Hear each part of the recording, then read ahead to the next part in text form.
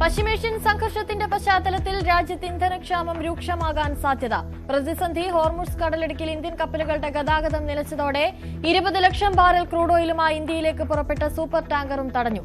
ഇനിയൊരു കരാറുണ്ടാകാനുള്ള സാധ്യത വിദൂരമെന്ന് Iran, പേടിപ്പിക്കേണ്ടെന്ന് Trump.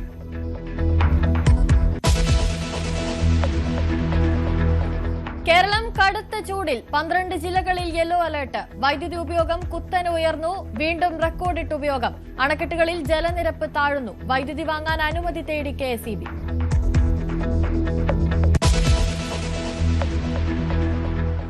Nitin രാജിന്റെ മരണത്തിൽ വിശദീകരണവുമായി കോളേജ് മാനേജ്മെന്റ്. മരണത്തിലേക്ക് നയിച്ചത് ലോൺ ആപ്പ് ഭീഷണിയെന്ന വാർത്താക്കുറിപ്പ്. CCTV ദൃശ്യങ്ങൾ പുറത്തുവിട്ടു. അധികൃതരുടെ വാദം തള്ളി കുടുംബം.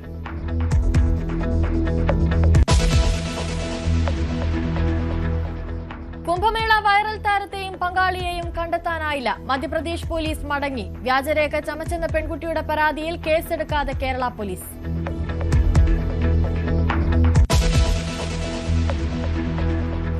വയനാട് ടൌൺഷിപ്പിലെ വീട്ടിൽ വിള്ളൽ കണ്ടെത്തിയതിൽ ഭരണ പ്രതിപക്ഷ വാക്പോര്. മന്ത്രി K രാജന്റെ പരിശോധന നാടകമെന്ന് പ്രതിപക്ഷ നേതാവ്.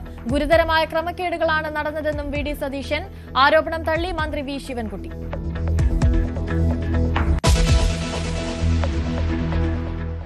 മലക്കപ്പാറയിൽ വയോധികയെ പുലി ആക്രമിച്ചു കൊന്നു. മരിച്ചത് ഷോളയാർ സ്വദേശി ഇന്നാസി അമ്മാൾ. മൃതദേഹം പാതി ഭക്ഷിച്ച നിലയിൽ. തൃശൂർ കോടാലിയിൽ വീടിനുള്ളിൽ പാമ്പ് കടിയേറ്റ കുട്ടികളിൽ ഒരാൾ മരിച്ചു. മരിച്ചത് 8 വയസ്സുകാരൻ ആൾജോ. സഹോദരന്റെ നില ഗുരുതരം. പാമ്പിനെ കണ്ടെത്തിയത് കിടക്കയ്ക്ക് സമീപം.